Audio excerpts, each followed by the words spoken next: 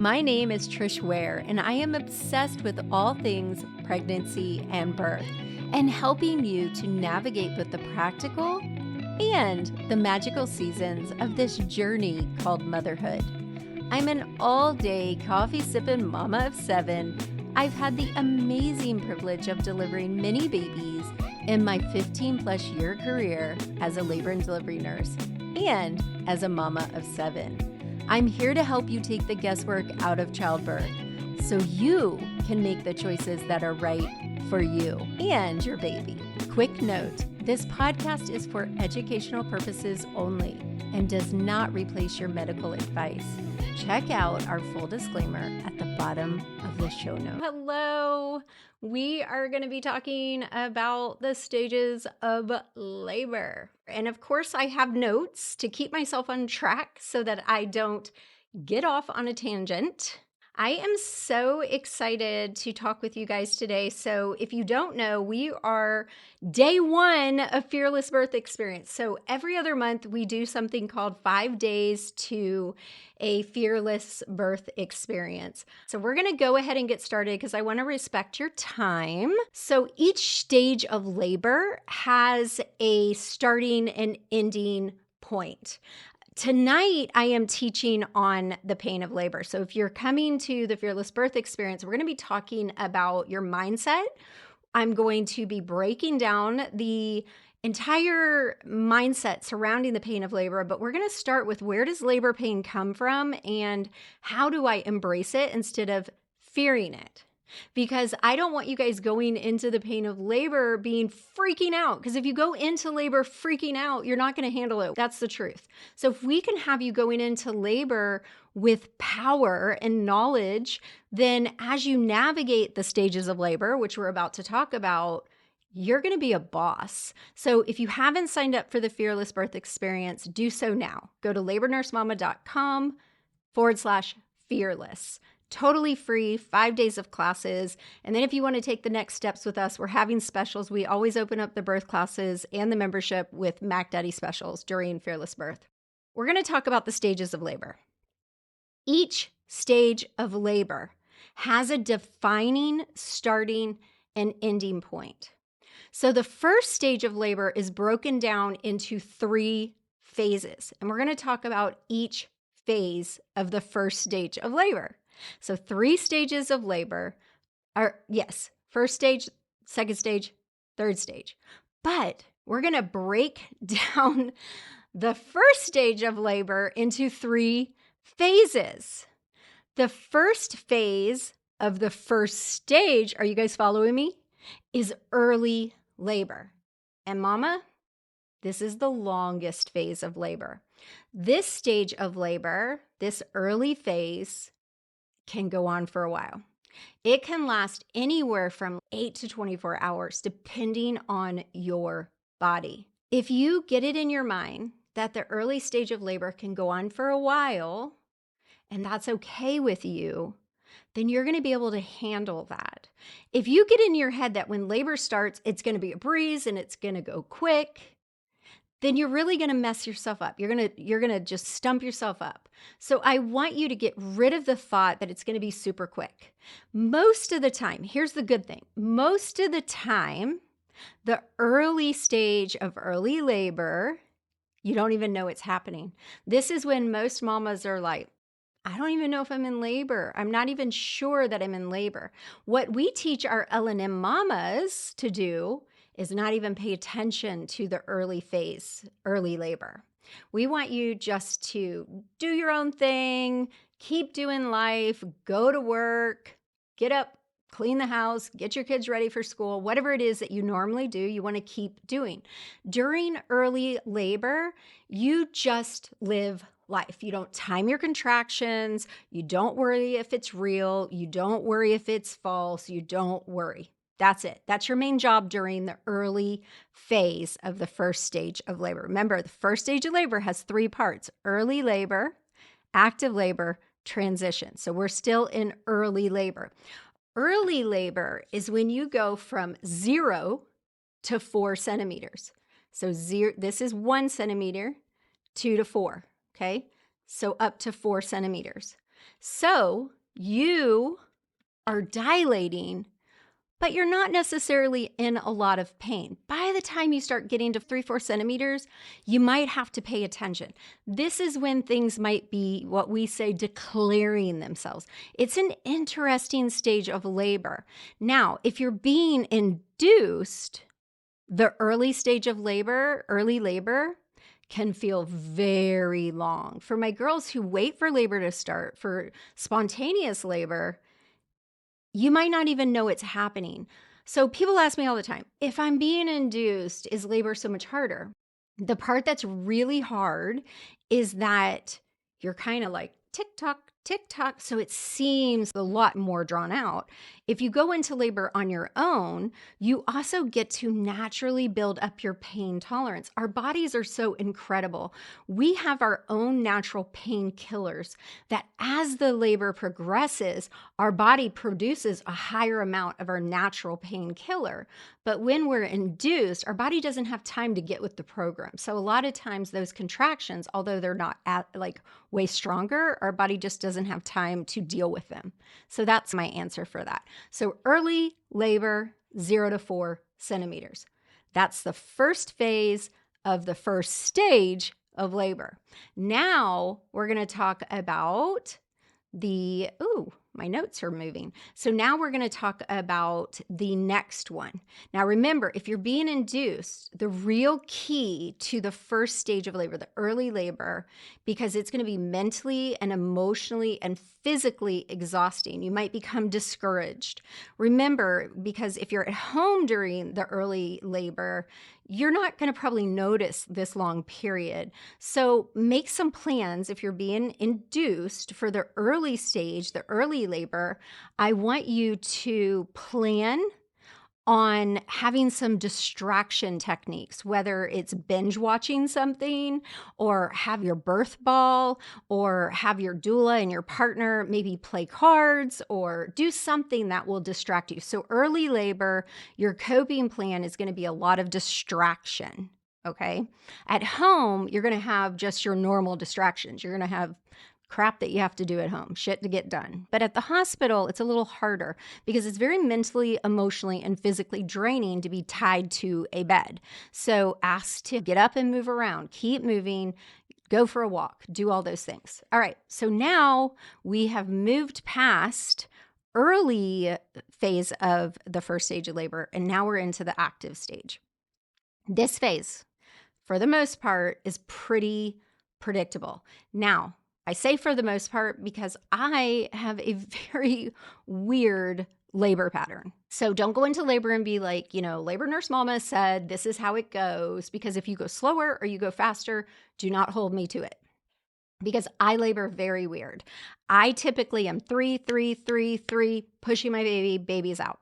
So typically once you hit 5 to 6 centimeters, you're in active labor, and you usually go about a centimeter an hour. Typically, there's always that girl who does it differently, like me. So the active stage of labor is from 6 centimeters. So remember, 5 to 6 is about active labor. ACOG recently changed it to 6 centimeters. So 6 centimeters is a really amazing milestone. So what we teach our girls, our LNM mamas who are in the birth course or in my membership to do with 6 centimeters is we say, do not let them break your water until you're in active labor. 6 centimeters. And the reason we teach our moms as like a golden rule is because once you're in active labor, for the most part, you're going to continue changing. Things are going to keep happening. Baby's going to come. And so if you break your water at that point, there's not really going to be this like, oh my God, am I going to still be in labor in 24 hours? Probably not. So there's not this like magical timeline on you. So you're pretty safe if you break your water in active labor, although you don't have to. Because remember, your bag of water is cushioning your baby, protecting your baby. It's there for a reason, protecting it from infection, keeping it cushioned during the contractions. You've hit 5 to 6 centimeters, you're in active labor, your cervix is actively changing, and now you're going to go from 6 to 8 centimeters. That is the active phase of labor. Is there a technique to ask them to wait till 6 centimeters? I know who you are. The technique is, hey, I don't want you to break my water until I'm 6 centimeters. If then. You guys be direct. When you are telling your provider what you want for your birth, you just have to be direct. I teach my mamas, if you're an L&M mama, you know this already. Be direct. You don't have to be wishy-washy. It's your birth. You have a right. You've hired me as a labor nurse. You've hired your provider. You have a right to say, this is what I want. Now, at the same time, I teach my mamas that we don't refuse things because we can, and we don't ask for things because we can. We're educated and we make educated decisions. So there are times where it is appropriate to break our water if it's another situation. So I do educate my girls. There are other times when it might be necessary. However, for the most part, it's not necessary to do it in early labor. Once you hit active and transition, if you want to have your water broken, that's great. The studies have shown that it only speeds up labor by about 30 minutes. So is that really necessary if it starts a time clock? Do you have to have them break your water, or can you wait until it breaks on its own? Absolutely do not have to have them break your water. Totally up to you. Okay, so I digress. So this mama says, with my first birth, my water broke before I got any contraction. So when your water breaks on its own, that's a completely different story. All right, active phase of labor, which is the second phase of the first stage of labor, it's a mouthful. You are going to go from about 6 centimeters to 8 centimeters of dilation. Once you hit about 8 centimeters, you're now in the third phase of early labor, and that is transition. And I am sure that you've all heard about transition. Now, once you hit active labor, this is when you really need your pain management plan.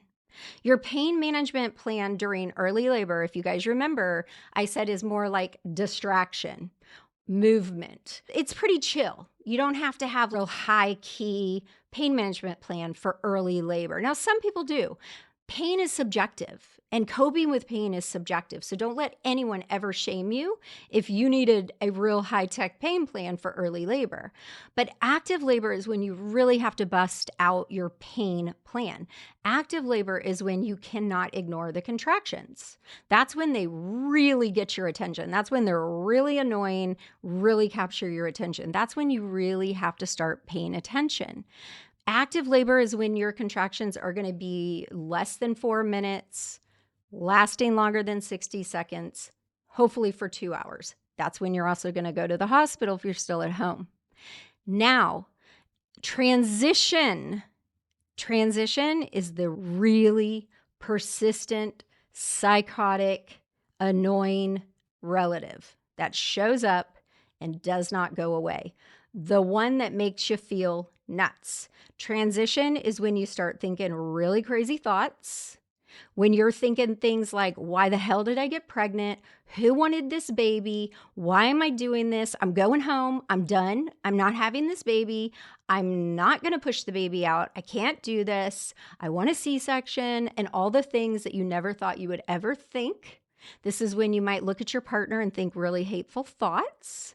This is when all the craziness in the whole world, this is when I thought to myself, if I could just get over there and get a scalpel, I'm going to cut her out.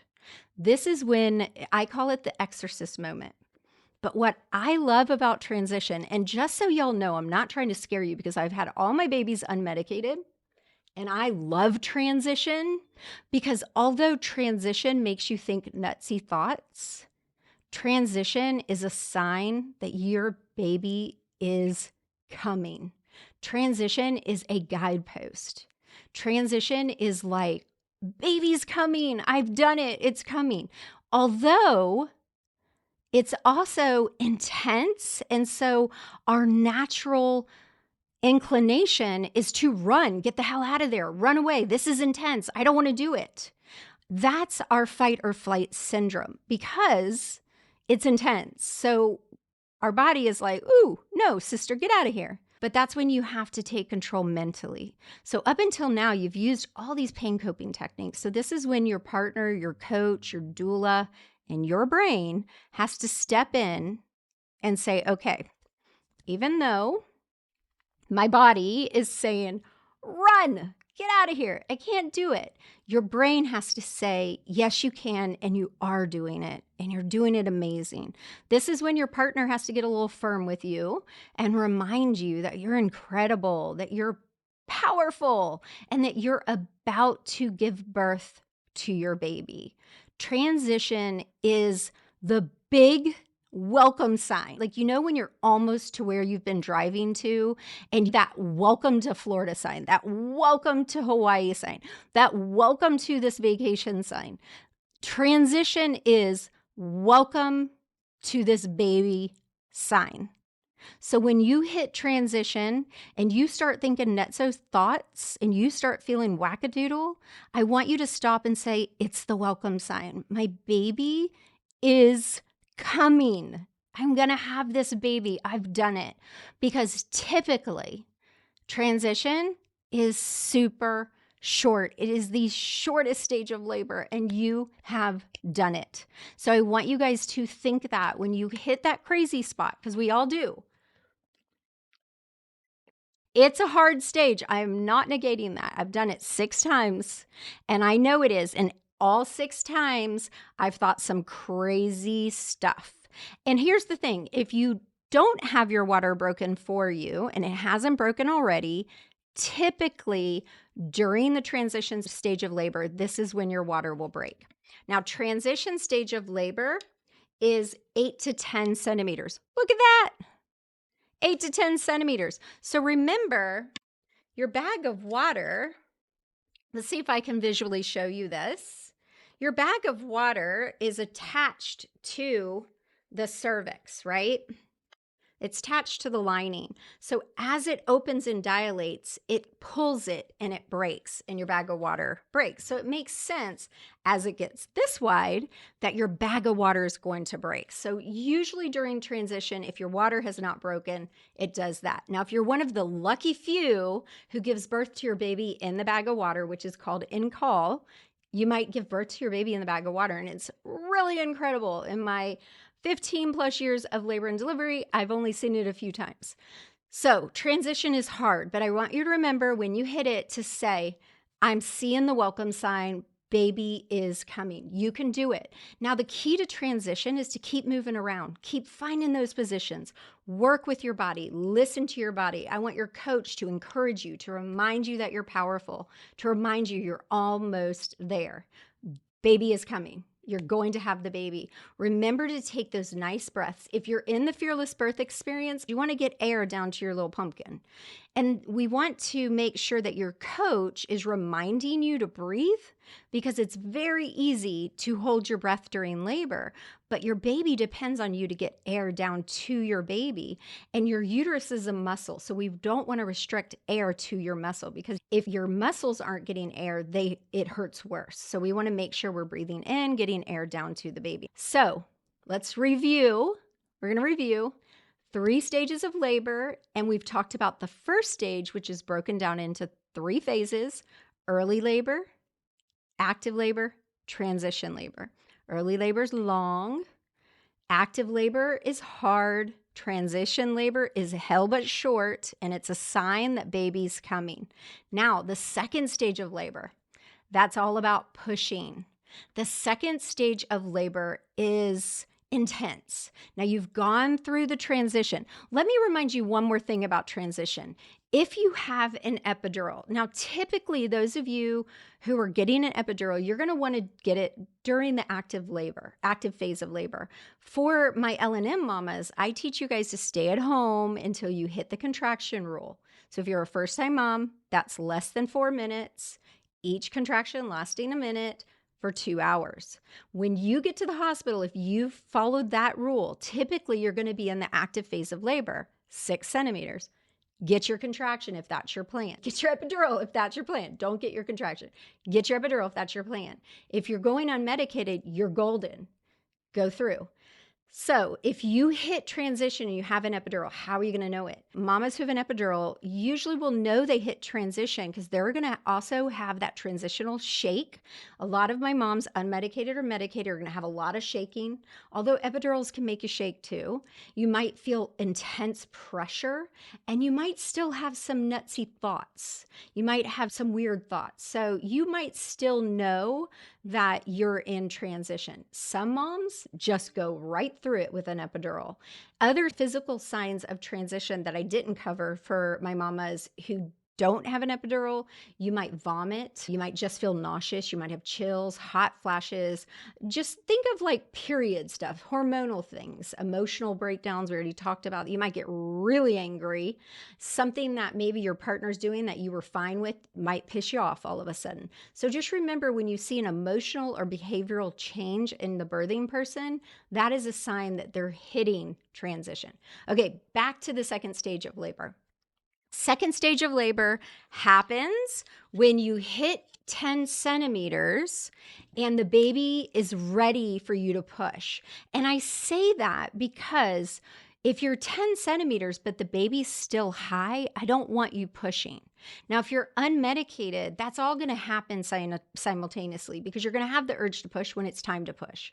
My epidural moms, we don't want you to start pushing until it all happens. Like the baby's down low, it's time to push. So I'm not going to go into that too much because it's very controversial, but I do have some content on laboring down, is what that's called. But let's just say baby's nice and low, completely dilated, ready to start pushing. So this is where we're going to talk about the ring of fire. So the ring of fire is that intense moment when the baby is pushing through the perineum. My biggest advice for that is weird. And it's hard to understand in some. So this is why I break it down inside of my membership with my mamas. You don't want to quit pushing, but you also don't want to blow the baby through it. It's like you have to prolong push. Like you have to pant the baby through, like you're blowing out a candle. But you don't want to quit either. So I've seen a lot of moms who hit the ring of fire. So the second stage of labor is pushing. So when you hit that moment that you feel that, and this is for my unmedicated mamas, when you hit that intense burning, you're going to want to release and let the baby pull back, but it's counterproductive. You want to hold it.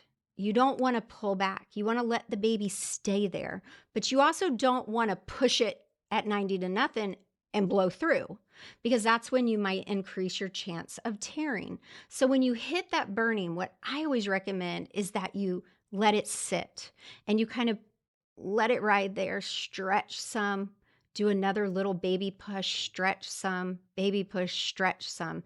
And what you're doing is you're doing these micro pushes where you're pushing through and naturally stretching your perineum and naturally bringing the baby through. And sometimes you can just hold the baby right there. And I know that's very nonsensical now, but when you're in that moment, you're going to be like, oh, now I know what Trish is talking about. You're going to want to blow through. Don't do it, or you're going to want to run. Don't do that either. So if you have an epidural and you have a good one, hopefully you'll feel the urge to push. When you have an epidural, you might need a little more guidance. It's really important to practice the pushing positions to figure out, do you want someone telling you to hold your breath and counting, or do you want to do open glottis pushing or closed glottis pushing? All of those things are worth looking into because there's not one perfect thing. It's about learning your body and what works for you. So I'm the first to say I am not a fan of pushing in lithotomy. That's where you're laying back, feet in stirrups. It is antiquated. It's bullshit. I don't like it.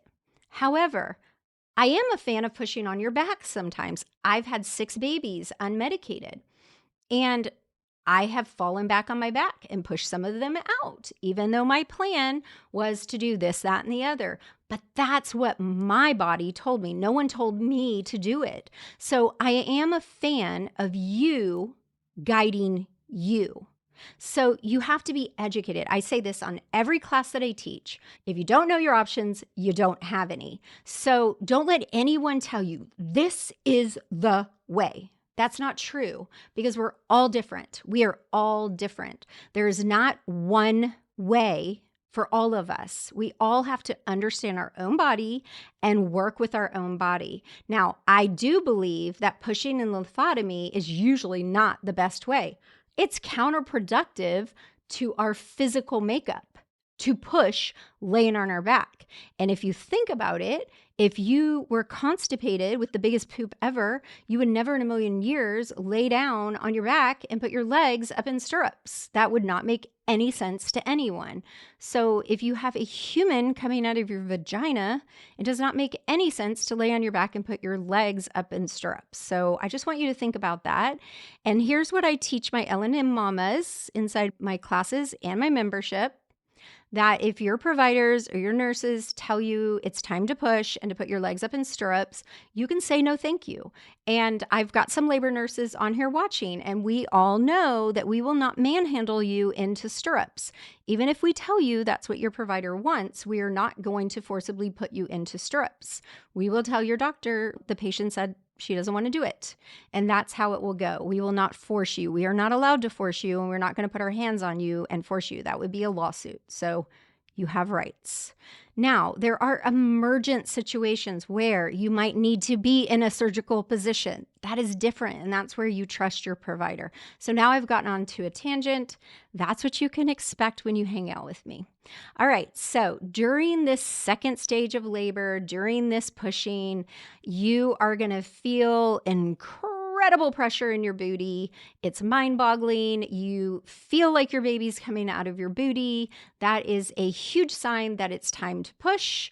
You will feel an urge to push. If you've ever heard of the fetal ejection reflex, it's incredible. I have a whole article on it if you want to read it.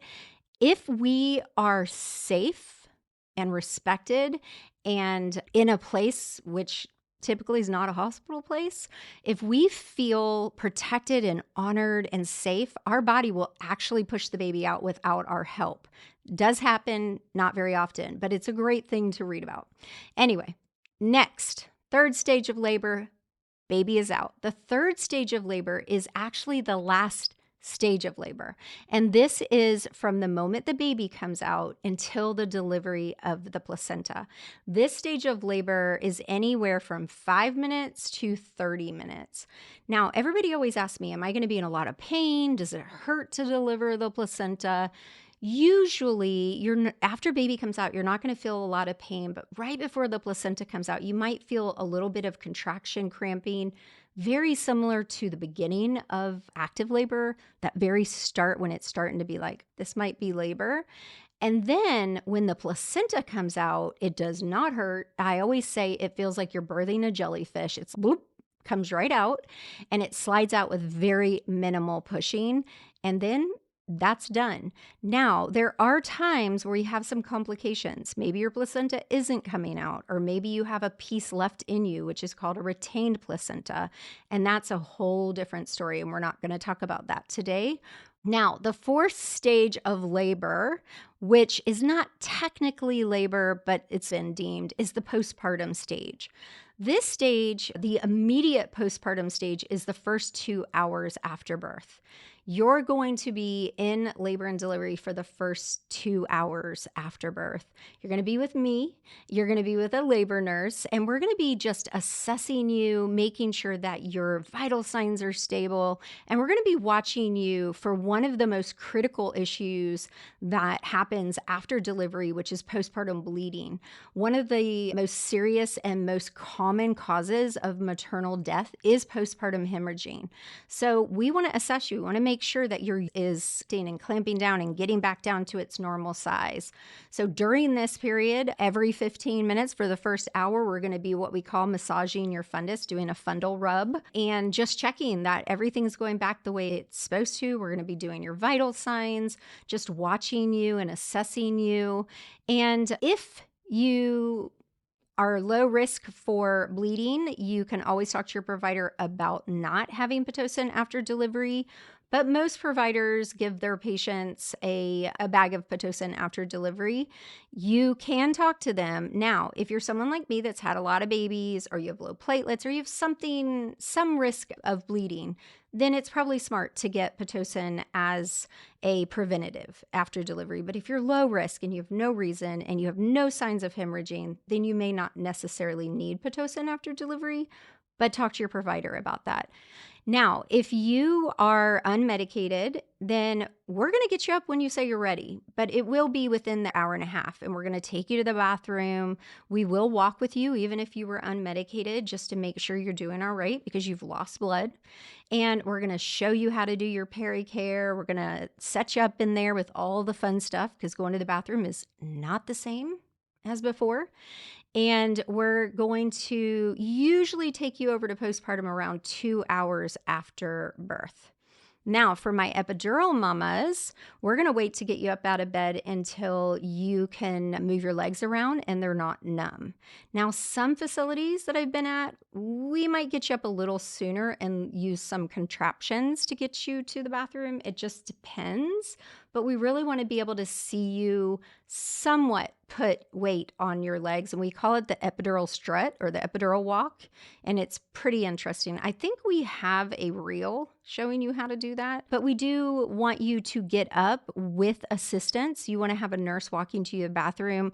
I think most places 3 times, some 2, but to be safe, you don't want to get up to the bathroom without assistance because remember, you've had anesthesia on board, so you are at risk for falling. And the last thing you want to do is fall and knock your noggin. All right, so after delivery, if this is your first baby, I'm going to talk to you about after contractions. So you might have some after delivery. You might have some after pains, after contractions. There's all different things.